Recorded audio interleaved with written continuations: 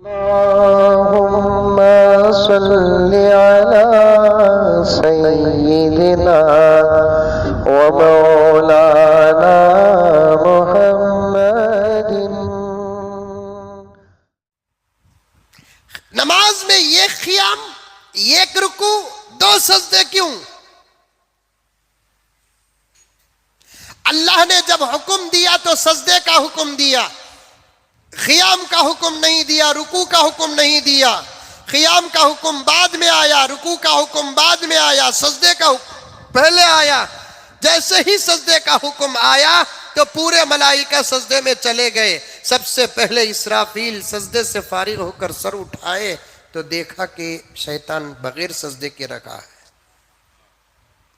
شیطان ابھی سجدہ کریا نہیں نا، ابھی تک انہیں کھڑیا ہے نا، میں سر اٹھا لیا نا، کہیں میں بھی کریا نہیں بول کر میرے اوپر کہاں عذاب آتا کہ بول کو پھر سجدے میں چلے گئے۔ اسرافیل کا یہ عمل اتنا پسند آیا کہ اللہ ہر رکعت میں 2 سجدے رکھ دیا۔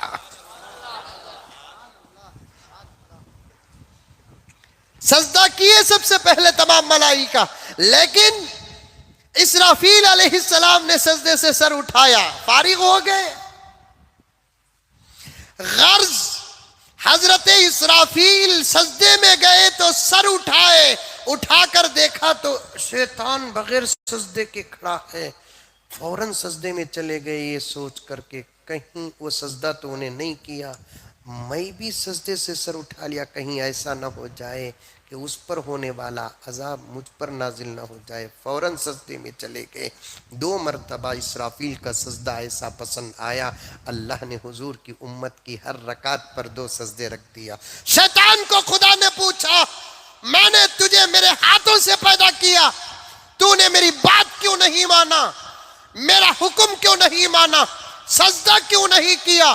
میری اطاعت نماز کو نہیں کہتے، میری اطاعت روزے کو نہیں کہتے، میری اطاعت کہتے ہیں میں جو کہوں وہ کام کرنے کو کہتے ہیں۔ چاہے تمہارے عقل میں بات سمجھ میں آئے یا نہ آئے، عقل کو میرے حکم کے سامنے لا کر کھڑا نہ کرو۔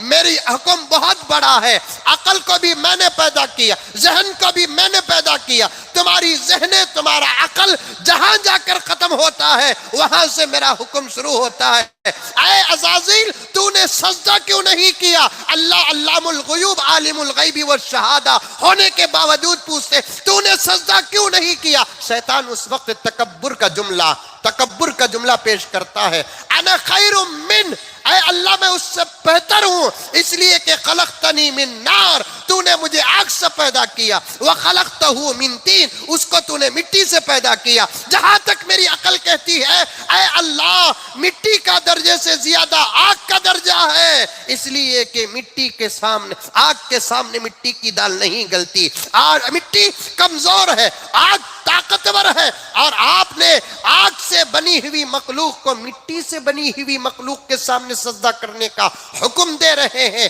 یہ کیسے ہو سکتا ہے؟ آدم کو بنانے کے بعد آپ اگر یہ کہتے کہ وہ میرے سامنے سجدہ کرے تو بات صحیح تھی، یہ کیسی بات ہے پروردگار، آپ مجھے آگ سے پیدا کیے اور اسے مٹی سے پیدا کیے اور اس کے سامنے میں جھکوں؟